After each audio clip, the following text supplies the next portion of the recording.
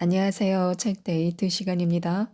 이번에 소개해드릴 책은 다산의 마지막 질문이라는 책입니다. 조윤재 지음 청림출판에서 나온 책입니다.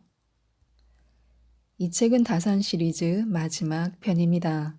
다산의 마지막 공부, 다산의 마지막 습관에 이은 다산의 마지막 질문으로 다산 시리즈를 드디어 완결하였습니다.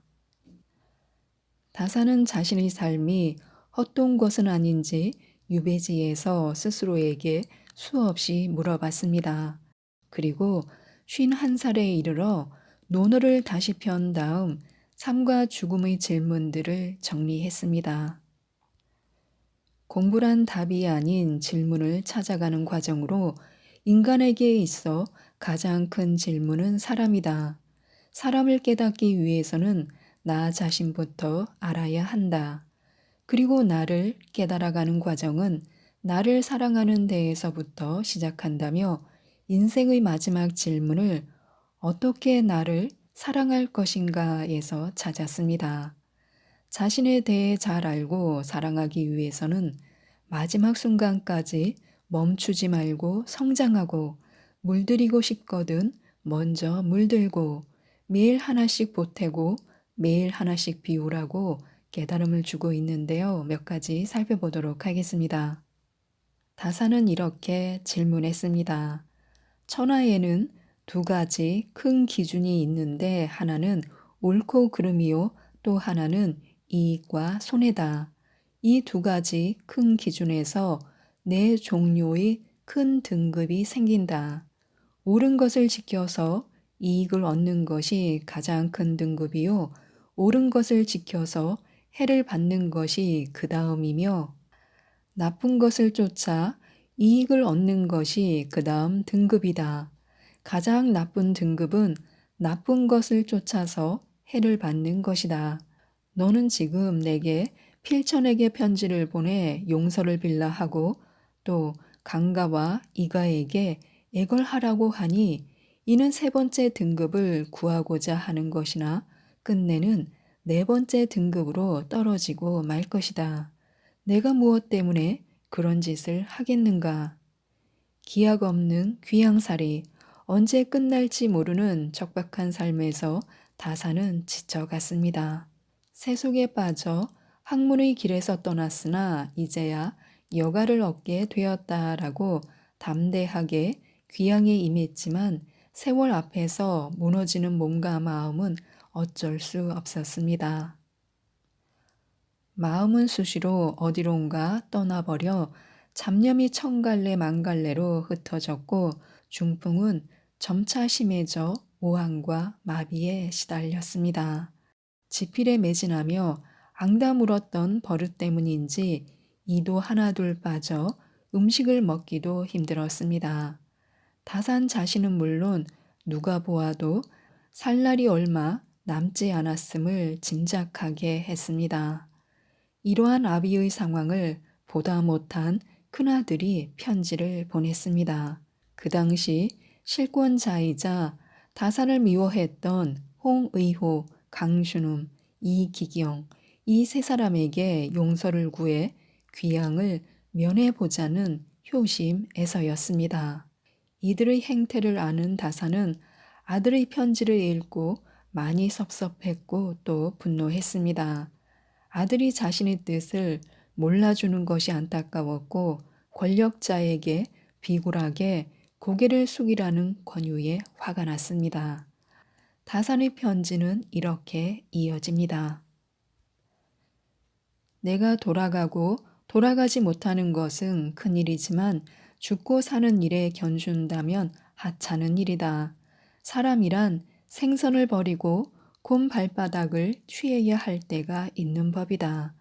하물며 돌아가고 돌아가지 못하는 사소한 일로 남을 향해 꼬리를 흔들며 동정을 구걸한다면 만에 하나 국경에 난리가 일어나면 임금을 저버리고 오랑캐에 투항하지 않을 자가 몇이나 되겠느냐.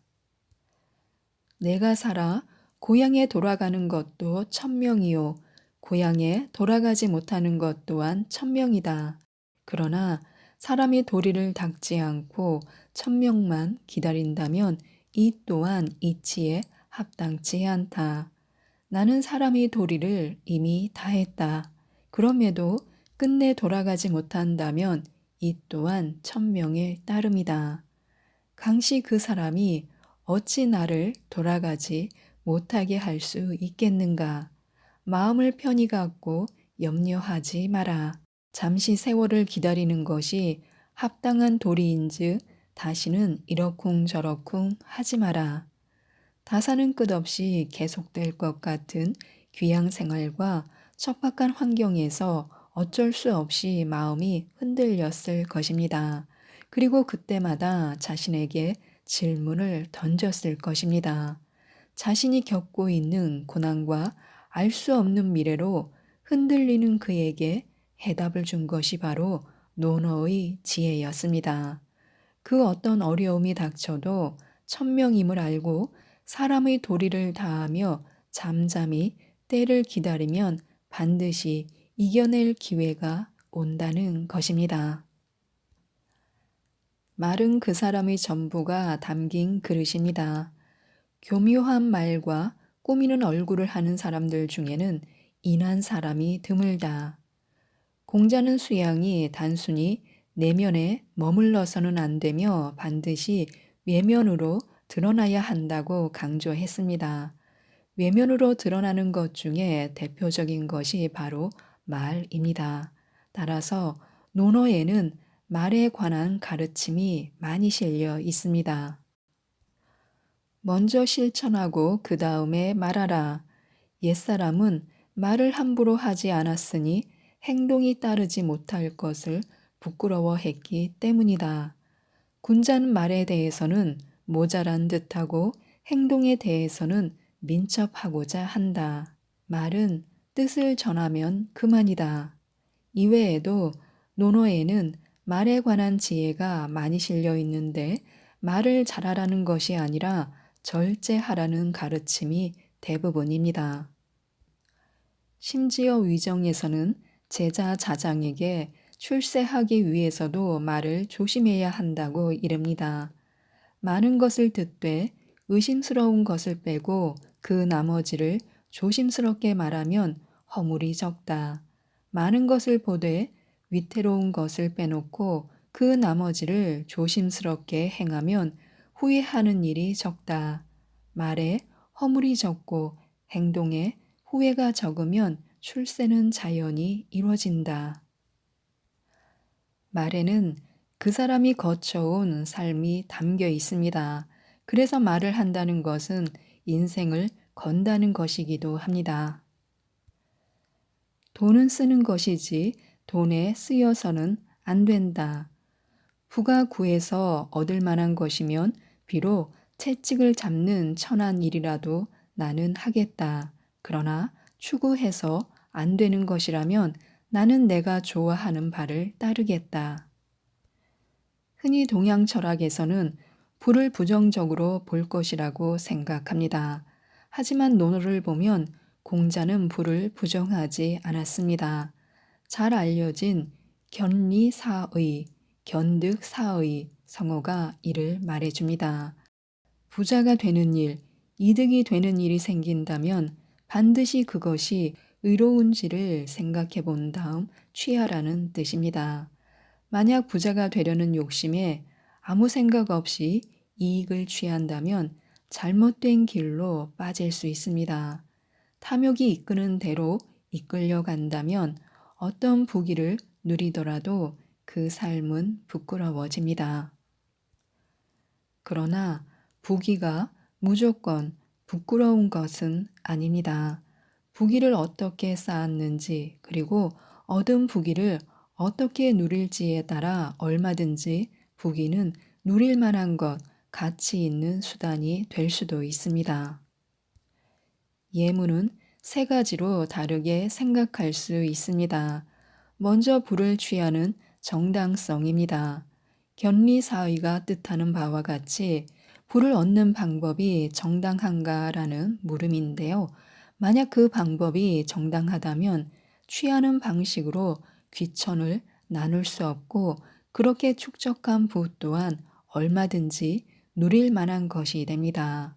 그 다음은 불을 구하는 때가 합당한가라는 질문입니다. 다사는 불안, 벼슬을 하는 것이라고 받습니다. 벼슬을 해야 전지를 받을 수 있으므로 부와 귀는 함께 한다는 것입니다. 따라서 불을 구할 때가 합당하다는 것은 그 시대와 상황이 잘 다스려지고 있을 때를 의미합니다. 시대가 평안하고 정의롭다면 불을 구하는 것은 잘못이 아닙니다. 하지만 시대가 혼란스럽고 잘 다스려지지 않는다면 군자는 스스로 떠날 수 있어야 합니다. 세상이 혼란스럽고 올바른 도리가 지켜지지 않는데 자신의 이득만을 취해 불을 구한다면 그것은 온당한 일이 아닙니다. 또 한 가지 해석은 능력의 문제입니다. 불안, 누구나 원하지만 누구나 얻을 수 있는 것이 아닙니다. 따라서 구해서 얻을 수 있다면 어떤 일이라도 해서 구하겠지만 구해서 얻을 수 없다면 자신이 원하는 일, 즉 도를 구하는 일을 하겠다는 것입니다. 정연을 비롯해 많은 유학자들이 이와 같이 해석했습니다. 정연은 북이란 구해서 얻을 수 없으니 마땅히 덕을 닦아 이를 얻어야 한다라고 주장했습니다. 유학자로서 가질 만한 전형적인 생각으로 불을 구하는 것보다 덕을 닦는 것이 먼저라는 주장입니다. 불을 추구하는 데 집중하면 덕을 잃기가 쉽고 또 불을 얻는다는 보장도 없지만 덕을 닦고 지혜를 기르면 오히려 불을 구하기가 더 쉬워지기 때문입니다. 땅만 보며 급하게 걷다 보면 가야 할 길을 잃게 됩니다. 자아가 거보읍의 읍제가 되어 정치를 묻자 공자가 대답했습니다. 서두르지 말고 작은 이익을 도모하지 말라. 서두르면 목적을 달성하지 못하고 작은 이익을 추구하면 큰 일을 이루지 못한다. 자아는 학문과 문장에 뛰어났지만 그릇이 작고 소극적이라 공자로부터 항상 그 점을 지적받았습니다. 잘 알려진 대로 과유불급의 고사에서 불급, 미치지 못함에 속했습니다. 심지어 공자는 너는 군자다운 선비가 되어야지 소인과 같은 선비가 되어서는 안 된다라고 꾸짖기도 했습니다. 군자를 꿈꾸는 제자로서 상당히 아픈 지적이 아닐 수 없습니다. 이 말에 크게 자극을 받은 자아는 더욱 열심히 노력했고 공자의 계보에서 한 축을 이룰 수 있었습니다. 공자는 앞의 고사에서도 역시 제자의 성향에 맞는 가르침을 내렸습니다. 자유는 거보의의 읍제가 되면서 좋은 정치를 하려는 의욕이 넘쳤을 것입니다. 스승으로부터 배운 이상을 실현하려는 꿈과 포부도 가졌을 것입니다. 그래서 스승에게 좋은 정치를 물어 좌우명으로 삼고자 했으나 공자가 전한 가르침은 단순한 덕담이 아니었습니다. 자아의 성품을 잘 파악하고 있기에 가능한 가르침이라고 할 수 있습니다. 빠른 성공을 위해 조급해하지 말고 작은 성공에 매달리지 말라. 주자는 일을 속히 이루려고 하면 급해져서 올바른 순서를 밟지 못해 도리어 달성하지 못하고 작은 일과 작은 이익을 보려고 하면 얻는 것은 적고 잃는 것이 클 것이다 라고 했습니다. 어떤 일이든 일을 속히 이루려는 조급함을 가지게 되면 그 순서와 절차를 건너뛰게 됩니다. 빨리 달성하고자 서두르게 되고 결국 일은 이루어지지 않습니다. 또한 눈앞의 작은 이익에 집착하면 큰 꿈을 이룰 수 없습니다. 주서 제공해에는 작은 꾀로서 큰 일을 그르쳐서는 안 된다라고 실려 있습니다. 작은 이익을 도모하는 것은 장꾀를 부리는 것과 같습니다. 큰 이상을 원한다면 그에 합당한 절차가 필요합니다. 그리고 많은 시간과 노력을 쏟아야 합니다. 난과 함께하면 그 향이 저절로 몸에 붑니다. 내가 죽은 후에 자아는 날로 더할 것이고 자공은 날로 덜어질 것이다 라고 공자가 말하자 증자가 그 연유를 물었습니다. 공자가 말했습니다. 자아는 자신보다 현명한 사람과 어울리기를 좋아하고 자공은 자신보다 못한 사람과 어울리기를 좋아하기 때문이다 라고요. 그리고 공자는 그 이유를 이렇게 말해줍니다. 훌륭한 사람과 함께 거처하면 난초가 있는 방에 들어간 것 같아서 시간이 지나면 향기는 맡을 수 없지만 저절로 몸에 배게 된다. 선하지 못한 사람과 거처하면 생선 가게에 들어간 것 같아서 시간이 지나면 비린내는 맡을 수 없지만 역시 그 냄새가 저절로 몸에 배어든다. 따라서 군자는 반드시 그 거처하는 곳을 조심해야 한다. 예문에서 배울 수 있는 또 한 가지 가르침은 제자의 물음에 가장 적합한 대답을 해주는 공자의 지혜입니다. 공자는 자공이 언제나 자신보다 못한 사람만 사귀는 것을 안타까워 했습니다. 그래서는 능력 있는 사람을 사귈 수 없고 큰 이상을 실현할 힘을 얻을 수 없기 때문입니다. 학위에 실려 있는 너보다 못한 사람을 사귀지 말라가 바로 그것을 말해줍니다. 이익을 줄 수 있는 벗을 사귀라는 얄팍한 처세술이 아니라 함께 좋은 뜻을 펼칠 수 있는 친구를 사귀라는 말입니다. 공자는 자공에게 인을 실천하고 싶다면 반드시 너보다 더 뛰어난 사람을 사귀어 도움을 받아야 뜻을 이룰 수 있다고 말해준 것입니다. 좋은 사람을 곁에 두고 서로 도우며 일을 도모해야 합니다. 함께 가면 더 멀리 갈 수 있습니다. 지금까지 이 책에 대해서 말씀드렸는데요. 다산 시리즈 안에 다산이 평생을 두고 지켜왔던 공부의 원칙인 폭넓게 공부하고 자세히 묻고 깊이 생각하고 밝게 변별하고 독실하게 행함이 모두 담겨 있습니다. 다산의 통찰과 해안과 삶의 깊이를 깨달으며 깊은 감동에 빠져들 수 있기에 다산의 마지막 질문뿐만이 아니라 다산의 마지막 공부, 다산의 마지막 습관까지 꼭 챙겨 읽으셨으면 좋겠습니다.